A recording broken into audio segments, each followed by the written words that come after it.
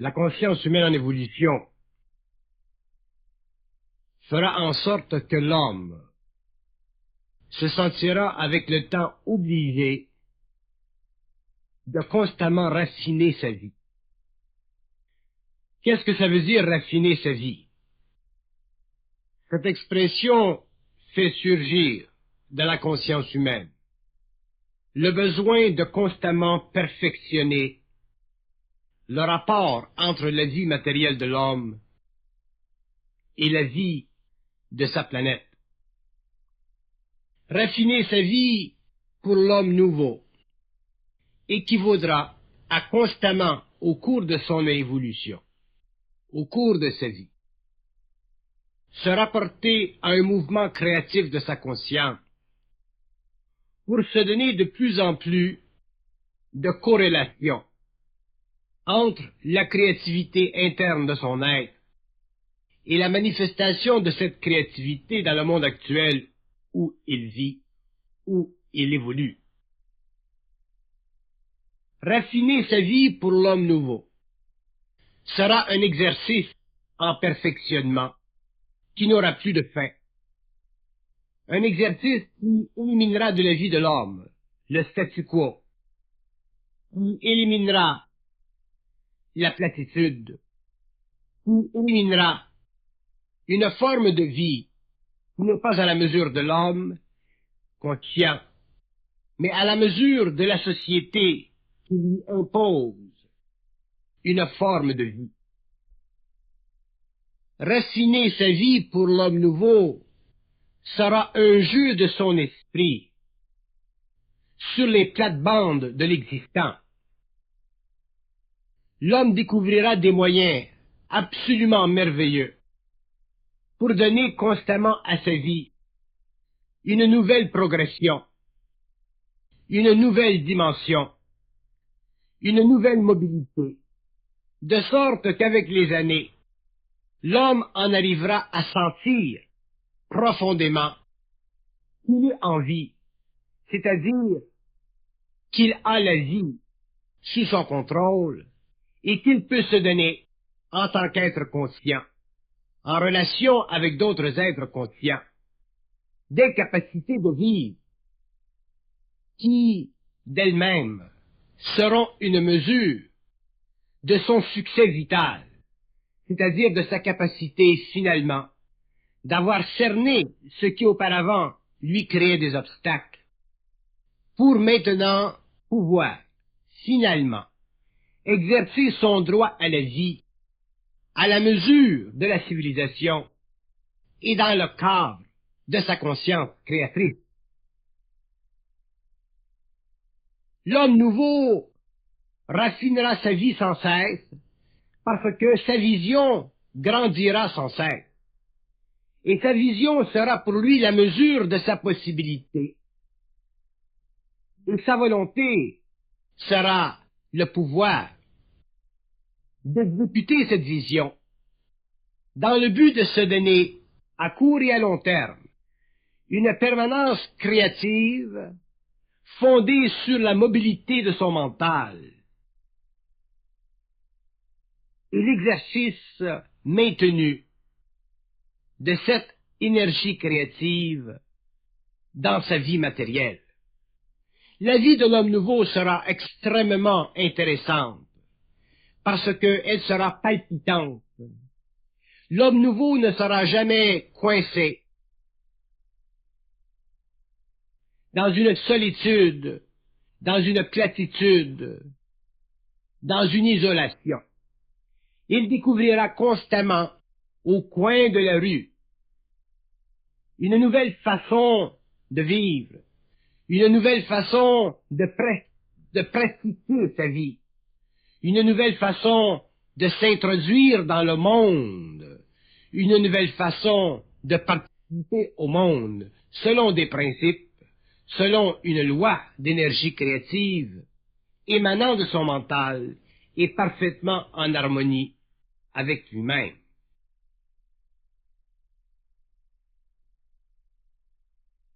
Perfectionner sa vie, la rendre de plus en plus agréable et constamment de plus en plus agréable sera effectivement la mesure de la qualité de vie de l'homme nouveau. Avec le temps, l'esprit de l'homme nouveau s'habituera à l'esprit de ses amis, de sorte qu'avec le temps, l'homme nouveau découvrira qu'il existe dans son milieu humain, sensible, conscient, un potentiel extraordinaire, insoupçonné, pour se donner à lui-même, ainsi qu'aux autres, une base d'exercice puissante pour la manifestation créative de son mental. Évidemment, l'évolution de la conscience sur la Terre, sur le globe, prendra le temps qu'elle doit prendre. Mais d'un autre côté, l'évolution de l'homme dans cette conscience permettra à ce dernier de réaliser, dans un avenir très rapproché, qu'il est donné à l'homme nouveau, conscient, intelligent, de raffiner sa vie à un tel point qu'il lui aurait été impossible par le passé de le faire, dans des conditions de vie planétaire insuffisamment abondantes, insuffisamment favorables, insuffisamment à la mesure de sa vision.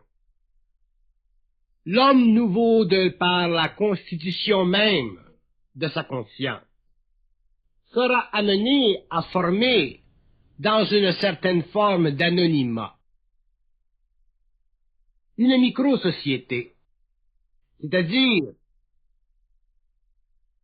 qu'il pourra, avec le temps, avec d'autres hommes conscients tels que lui, s'instruire mutuellement de leur esprit universalisé, et ainsi se créer une forme microsociale à l'intérieur de laquelle ces hommes et ces femmes conscients auront l'avantage de finalement se sortir de leur isolation planétaire, de se sortir de leur isolation personnalisée pour participer à une sorte d'union d'esprit, à une sorte d'intelligence de plus en plus universalisée, dans le but de se donner sur la Terre,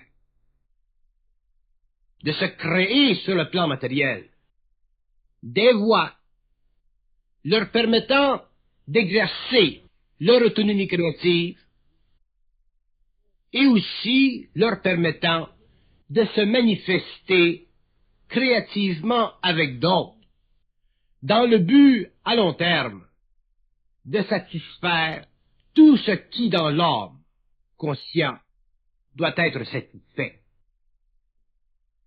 Il est évident que l'évolution de la conscience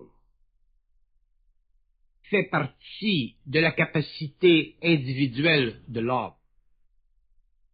Mais l'évolution de la conscience fait aussi partie de l'évolution de l'humanité.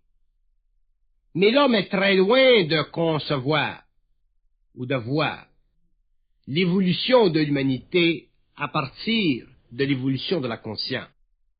Parce que cette évolution est trop vaste, elle est trop complexe, et elle s'étend sur une trop grande période. Par contre, l'homme conscient, l'homme nouveau, pourra facilement réaliser au début les mouvements subtils de cette conscience créatrice et la façon aussi subtile qu'elle utilise dans son mouvement pour amener ensemble des êtres sensibles, des êtres intelligents, et leur permettre de se créer sur le plan matériel des conditions de vie qui coïncident avec leurs besoins, avec leur nobilité d'esprit, d'intelligence. L'homme nouveau perfectionnera constamment sa vie. raffinera constamment sa façon d'exprimer son intelligence. Et il en arrivera éventuellement à sentir que finalement, la vie n'est plus une condition limitative de sa conscience, mais bien une situation expansive de cette même conscience. Mais pour bénéficier de sa conscience créative dans un mode d'expansion, il faudra que l'homme nouveau apprenne à connaître ses illusions, apprenne à connaître, reconnaître ses réticences, apprenne à travailler, à s'unir intelligemment par rapport à sa propre autonomie, avec d'autres hommes qui parcourent le même chemin que lui, celui de la liberté, celui de la conscience, celui du travail créatif, celui de l'expression mentale supérieure. Et dans ce cadre, l'homme nouveau réalisera qu'il existe sur la Terre une infinité de possibilités.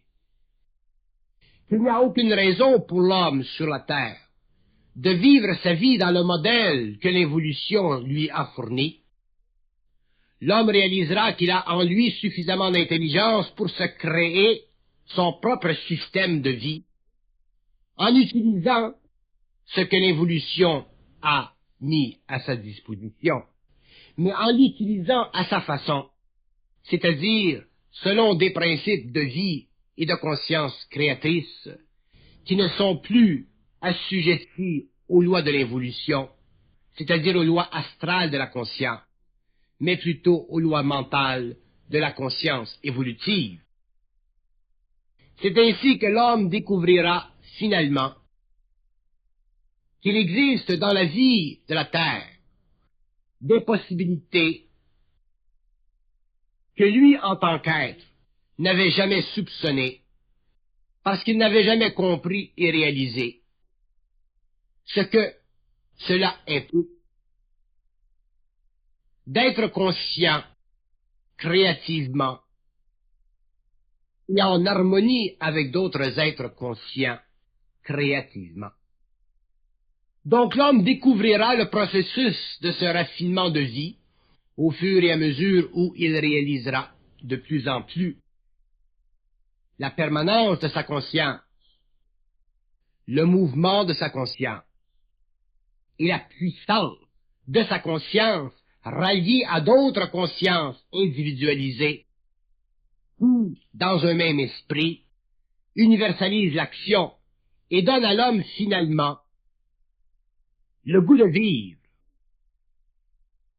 la puissance de vivre, le droit de vivre, et finalement la besogne sérieuse d'abattre et de tuer à jamais le spectre de la pauvreté et l'image de l'inabondance. Raffiner sa vie, c'est la regarder constamment, en regarder constamment le mouvement et s'assurer qu'elle est toujours maintenue dans la phase maximale de son expression.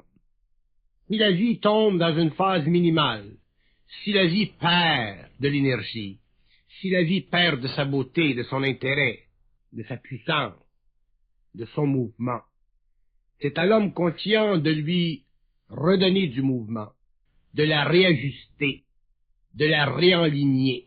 Et ceci demande de l'intelligence, de la volonté et de la vision personnelle.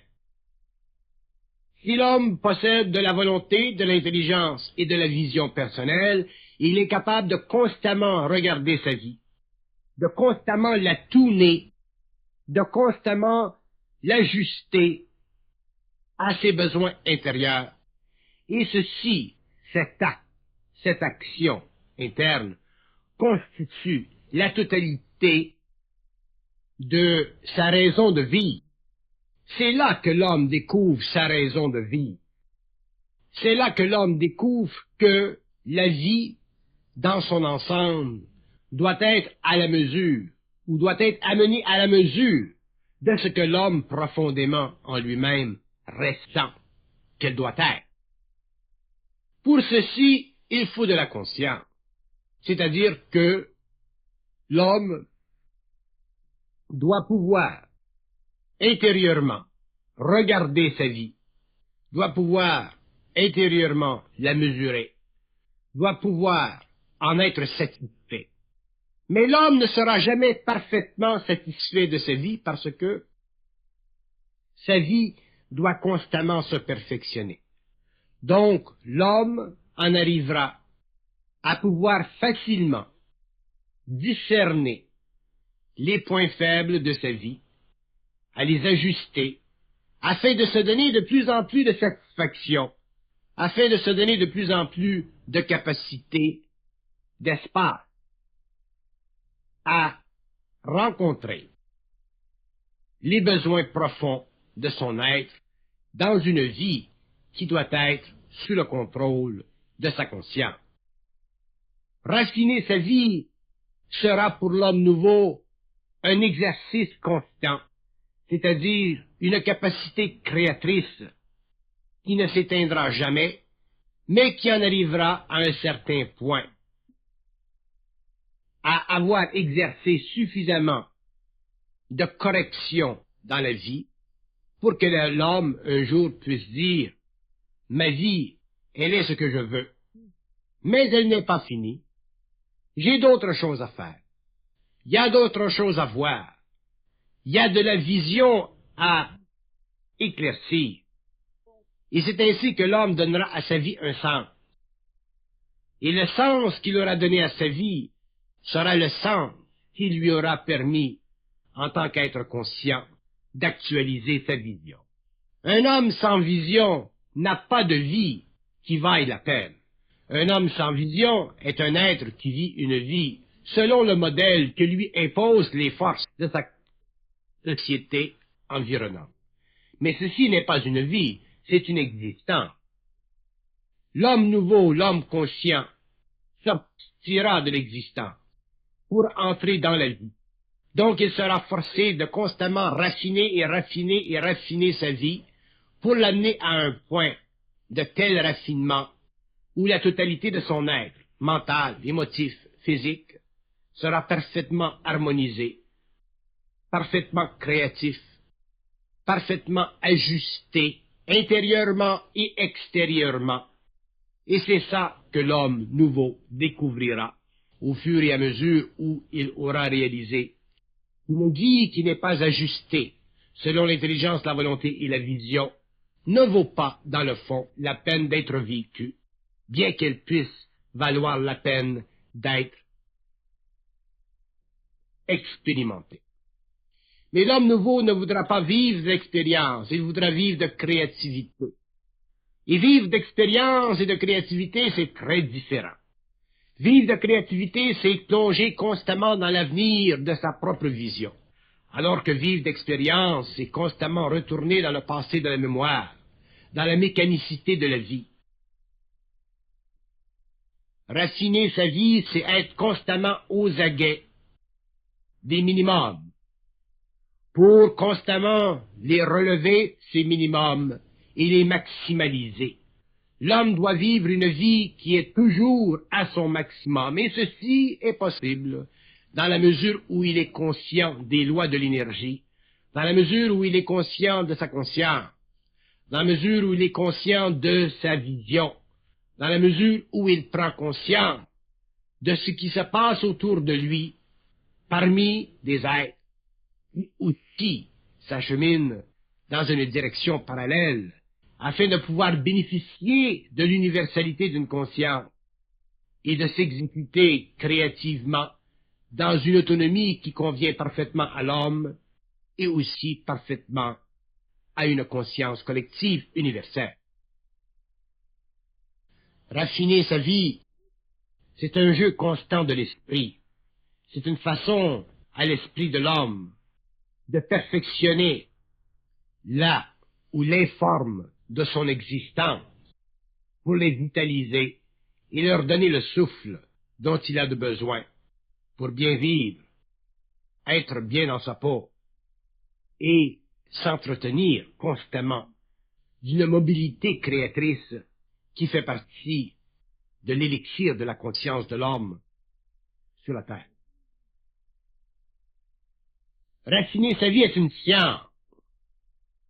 Raciner sa vie, c'est imposer un regard profond, perçant, précis, sur ce que nous vivons.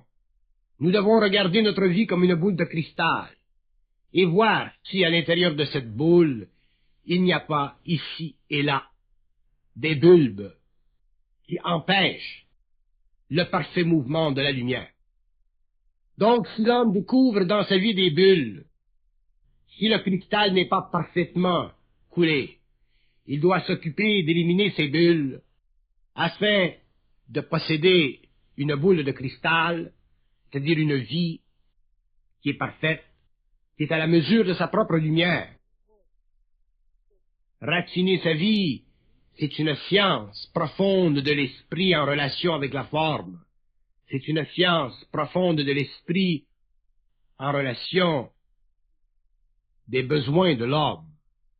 C'est une science particulière de l'homme conscient. C'est une science particulière. Plus l'homme se conscientisera, plus il sentira en lui un besoin profond de vivre. Autant il aura cru par le passé qu'il lui suffisait d'avoir certaines notions concernant la vie et ses mécanismes, autant il réalisera que maintenant que ces notions ont été intégrées, qu'il a besoin de vivre. Et l'homme nouveau vivra beaucoup plus que l'homme ancien. Il vivra beaucoup plus que l'homme n'a jamais vécu, parce que il aura réalisé finalement que la vie est à sa disposition, dans la mesure où son esprit est à sa disposition. Mais pour que l'esprit soit à la disposition de l'homme, il faut que l'homme soit à la disposition de l'esprit. C'est une loi cosmique, c'est une loi universelle, et ceci ne s'enseigne pas.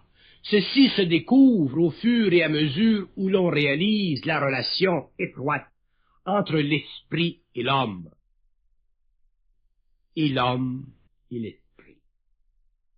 Dans la mesure où l'homme conscient réalisera cette étroite relation, il comprendra que vivre peut être très facile, que vivre peut être très agréable, que vivre n'a rien à voir avec l'existence, que vivre est simplement le mouvement de l'esprit dans la matière, pour le bénéfice de l'ego, pour le bénéfice de l'homme, pour le bénéfice de sa conscience, pour le bénéfice de son être-té. Mais pour que l'homme apprenne ceci, il faut qu'il intègre son énergie. Il faut qu'il participe créativement et librement à son esprit. Il ne peut pas prendre un peu de son esprit. Il doit prendre tout de son esprit. Et les hommes qui apprendront à vivre de tout leur esprit vivront une vie totale. Les hommes qui ne voudront prendre qu'un peu de leur esprit vivront une vie partielle. Autant l'esprit est le pouvoir de l'homme, autant il est la lumière et l'intelligence de l'homme, autant il est la capacité d'expression de sa conscience, autant l'homme doit s'ouvrir à lui. Et c'est ce principe que l'homme nouveau découvrira selon sa propre conscience, selon son propre niveau d'évolution, selon son propre degré de maturité. Et les hommes qui auront atteint ce niveau de perception profonde découvriront que d'autres hommes évoluent autour d'eux et qu'ils sont prêts à travailler créativement, à œuvrer avec eux, dans la mesure où l'œuvre correspond à l'esprit universel de l'homme et non pas aux appétits égocentriques d'une conscience à demi perfectionnée. Plus l'homme se conscientisera, moins il pourra se limiter moins il pourra supporter la limitation. Il aura besoin de plus en plus d'espace pour exprimer sa conscience créative, et son esprit le poussera d'une façon très objective, très réelle, à se créer des formes qui conviendront à sa nouvelle nature. L'évolution de la conscience de l'homme forcera ce dernier à raffiner sa vie à un tel point qu'il ne pourra plus éventuellement la regarder avec la moindre des tristesses. Sa vie sera pleine, il lui aura donné tout ce qu'il aura pu lui donner, et tout ce qu'il aura voulu lui donner. La sensibilité de l'homme conscient sera tellement grande qu'il sera forcé par son énergie à envisionner constamment une vie qui d'elle-même l'amènera plus loin et plus loin dans l'expression de son esprit. La sensibilité de l'homme nouveau sera tellement grande qu'il ne pourra plus contenir en lui-même cette force qui fait partie de sa conscience, de sa volonté et de son intelligence. Il sera obligé de se créer des formes pour pouvoir recevoir cet esprit nouveau, cette conscience nouvelle qui fait partie de l'évolution de la conscience de la Terre.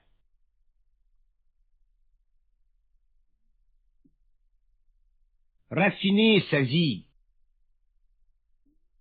c'est un peu comme polir une perle. C'est travailler sans cesse à la faire briller. Et plus la conscience est grande, plus elle a tendance à polir la perle de la vie. Et c'est à travers la vision de l'homme que le polissage se fait. C'est à travers la vision de l'homme, c'est-à-dire à travers son esprit de plus en plus libéré, que le polissage de sa vie se fait.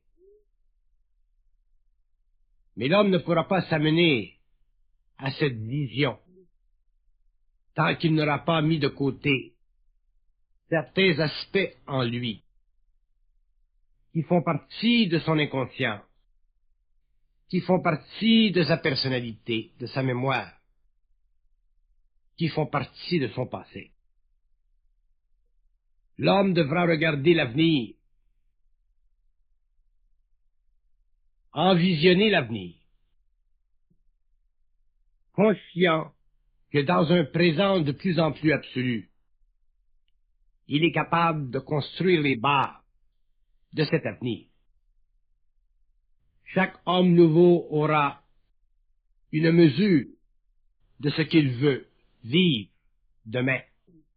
Chaque homme nouveau aura une mesure de ce qu'il doit vivre demain pour être rempli de lui-même, pour être parfaitement harmonisé avec lui-même. Et cette conscience de demain, cette conscience de l'avenir, deviendra de plus en plus précise dans la mesure où l'homme aura une grande conscience de son présent. Ayant pris conscience de son présent, il pourra perfectionner sa vie, il pourra ajuster sa vie, il pourra finalement donner à sa vie la caractéristique qui lui est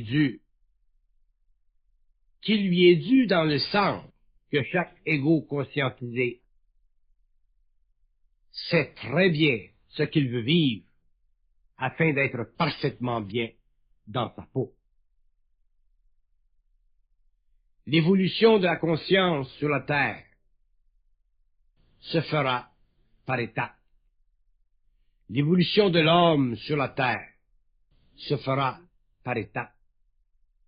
Et la conscience de la vie que l'homme doit vivre individuellement sur la terre se fera par étapes. Mais par contre, cette même conscience sera perçue dans la vision de l'homme, à travers la vision de l'homme, dans un mouvement instantané de l'esprit.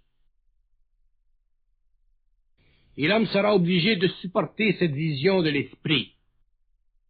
Il sera obligé de travailler avec cette vision de l'esprit afin de pouvoir graduellement perfectionner sa vie et lui donner une qualité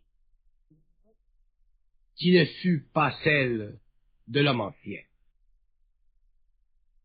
C'est-à-dire une qualité de conscience, une qualité d'action, de mouvement et de créativité, qui ne peut être possible que lorsque l'homme a dépassé les limites psychologiques de l'ego pour entrer dans le vaste champ créatif de la conscience universelle.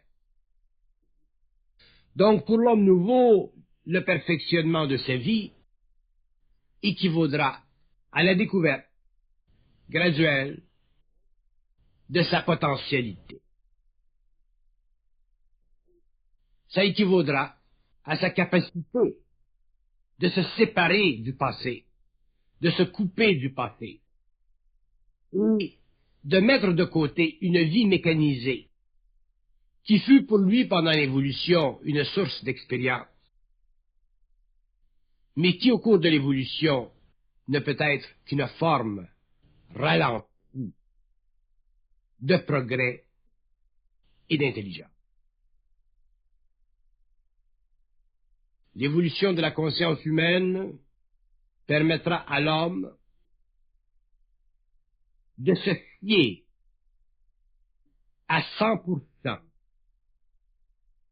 sur la clarté de sa vision, sur la netteté de son savoir interne, sans nécessairement pour cela en connaître les mouvements subtils nécessaires à l'expression créative de son esprit par rapport à des événements faisant partie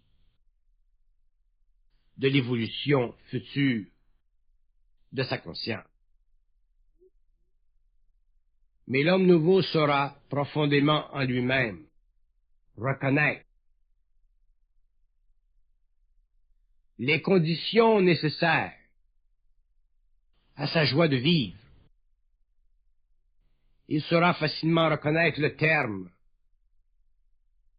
d'une vie mécanique, d'une vie imposée par des conditions sociales à l'extérieur de lui-même. Il saura facilement reconnaître que la vie d'antan n'a plus de sens lorsque nous avons commencé à sentir en soi-même la présence d'une vibration, la présence d'une intelligence ou la manifestation d'un certain savoir qui ne fait pas partie de la personnalité, mais de la personne. Perfectionner sa vie deviendra un jeu de l'esprit à travers l'ego, deviendra une manœuvre constante de l'homme, deviendra une façon normale chez l'homme de se donner, de vivre à une échelle de plus en plus haute, à une échelle de plus en plus évoluée, et aussi à une échelle de plus en plus intéressante. L'homme possède des capacités qui lui sont méconnues. Il possède un potentiel qui lui est totalement caché. Et au cours du raffinement de la vie, il découvrira ce potentiel, il découvrira ses capacités, et il verra que l'évolution de sa conscience va en parallèle avec l'évolution de sa vie, et que les deux ne peuvent pas être disjoints. Un homme qui parle de conscience et de conscience et de conscience et qui ne peut pas manifester cette conscience dans la vie, qui ne peut pas élever sa vie, qui ne peut pas donner à sa vie la nobilité dont elle a de besoin, afin de réfléchir son propre esprit, est un homme qui est encore prisonnier des vapeurs de la philosophie, des vapeurs égoïques de la pensée subjective. Il n'est pas encore libre. Il peut être libre penseur, mais il n'est pas libre dans sa créativité. Donc il n'a pas le pouvoir d'ajuster sa vie. Il n'a pas le pouvoir de se créer une vie à la mesure de lui-même. Il fait encore partie de ces êtres qui sont piégés par la forme et qui n'ont pas encore goûté du pouvoir de l'esprit dans la forme. Toute conscience qui n'a pas réalisé le besoin de se fondre avec la civilisation, de se fondre avec le monde de l'homme, de se fondre avec les formes que l'homme a créées, est une conscience perdue, isolée, dans son propre désert. C'est une conscience piégée par la spiritualité. C'est une conscience qui n'a pas de force, qui n'a pas de puissance, qui a simplement un peu de maturité. Il y a des hommes dans le monde qui sont inconscients et qui font de grandes choses pour l'humanité. Il y aura des hommes demain qui seront conscients et qui feront de grandes choses pour l'humanité. Mais l'homme doit faire de grandes choses, d'une façon ou d'une autre, afin que l'humanité à long terme, et lui à court terme, puisse maximaliser la vie. Si l'homme garde sa vie, sa conscience, ses idées, sur le boisseau de sa solitude, comment voulez-vous que cette conscience, que cette intelligence soit rendue utile, qu'elle serve à l'évolution de la Terre? C'est impossible. Pour que la conscience serve à l'évolution de la Terre, pour que la conscience serve à l'évolution de l'homme, il faut que l'homme lui-même puisse se mélanger à la Terre, puisse marcher parmi les hommes, mais toujours en respectant les lois de son énergie, les lois de sa conscience, afin de ne pas être englobé par l'astralité des hommes, des peuples, des nations. Raffiner sa vie demandera que l'homme conscient exerce tous les jours de sa vie son regard afin de pouvoir mesurer où il en est par rapport à où il veut aller. Et si l'homme n'est pas capable d'aller où il veut dans la vie, il n'est pas doué d'une conscience créatrice, il est simplement doué d'une conscience philosophique. Si l'homme n'est pas capable d'aller là où il veut dans la vie, s'il ne peut pas ajuster, raffiner sa vie, toutes les philosophies au monde, toutes les formes qui expliquent les lois de la vie, ne sont pour lui une forme quelconque d'illusion. La parole un jour doit sortir et jaillir de la forme pour descendre et faire germer dans la terre la puissance de sa propre lumière à travers des actions qui coïncident avec l'esprit de la conscience et les conditions de l'humanité. Que l'homme soit obligé de parler pour prendre conscience de ses possibilités, c'est une chose nécessaire. Mais un jour, l'homme conscient devra passer à l'action. Les paroles devront un jour être projetées dans le mouvement. L'homme devra un jour construire. Parce que des paroles qui ne servent pas à la construction de l'homme, de sa vie, de sa société, de sa civilisation, sont des paroles qui ne sont pas arrivées dans le temps de leur puissance. Donc ce sont des paroles qui demeurent encore dans les voûtes de l'impuissance.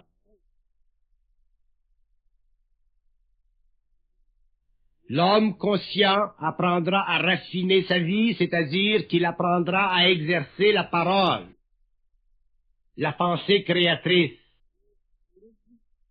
à la rendre pratique, à la descendre dans la matière, à faire avec elle des choses merveilleuses qui seront à la mesure de sa conscience.